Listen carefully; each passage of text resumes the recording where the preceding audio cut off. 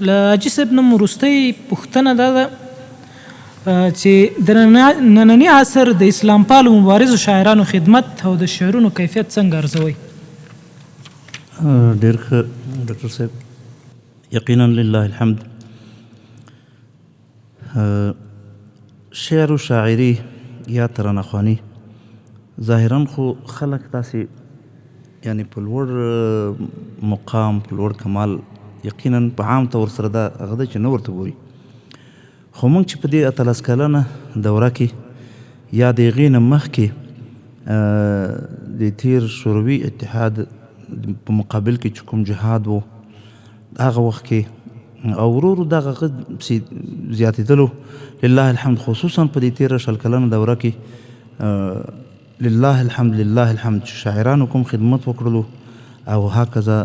ترانه‌خوانانو قطع نظر د دې نه چې یعنی زه خپله د دې جملې نه یم، قطع نظر د ځان نه یقینا لله الحمد دښمن په دې اعتراف وکړو چې دا شعر و شاعري و ترانه‌خواني ډېر لوی مؤثر شی دی، خصوصا په جهاد کې. موږ په دې تېره 20 کلنه دوره کې نه راډیو لرله، نه مو تلویزیون لرلو، نه مو مجله لرله، نه مو اخبار لرلو. که مجله اخبار مو لرل هم محدودو کسانو ته به رسېدل، ډېرو د ګوتو په شمار خلکو ته به رسېده او هغوی به هم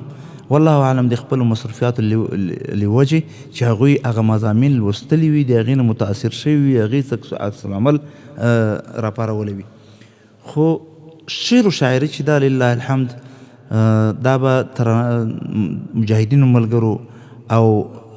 داسې مخلصینو ملګرو چې هغوی به د دې جهاد ته به دعوت په نیت باندې خلکو په ته به یې اورولې او دغه ترانې وي چې لله الحمد دغه اشعار و چې په ولس کې د جهاد جذبه راوپاروله.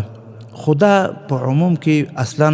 د الله جل جلاله یو خاص نصرت و امداد و، لکه څرنګه چې په نظامی ډګر کې الله جل جلاله د موږ نشت وسایل الله جل جلاله د سوپر پاور په مقابل کې د سوپر پاور نه فوق مؤثر وګرځول. دغه رنګې شعر و شاعري بیا لله الحمد شاعرانو ته د خیر وي،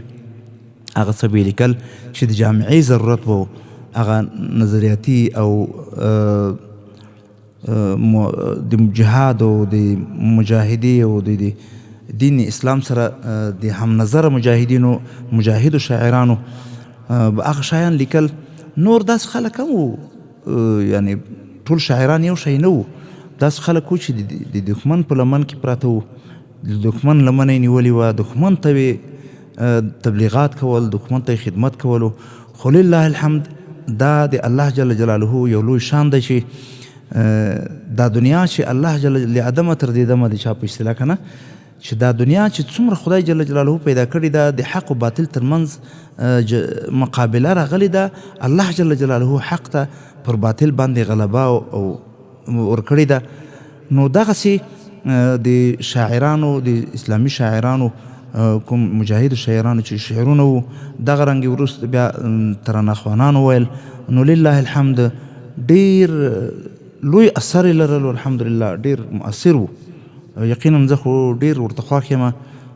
الحمدلله چې د خدای هزار بار شکر چې موږ هم مات ګوډ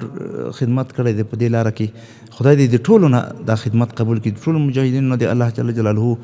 خپل حال ولو که د یو کمنټ په فیسبوک کې د یو کمنټ د تایید او خبره وي هم انشاءالله الله جل جلاله به اجر ورکوي، ځکه الله جل جلاله د یو چا د یوې ذرې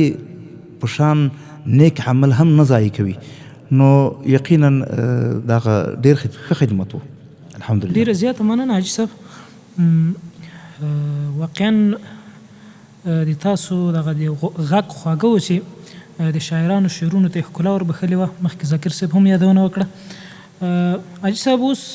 د ترنم د ډګر یوه خوږه خاطره د شکاهو چې کوم داسې یو خوږه خاطره تاسو لرئ هغه له ګډونوالو سره شریکه کړئ. لکه څرنګه چې مخکې ذاکر صاحب وویل، نو یقینا په ژوند کې خو ډېرې خاطرې تېرېږي، ښې هم تکراریږي، بد هم تکراریږي. خو ښه خاطره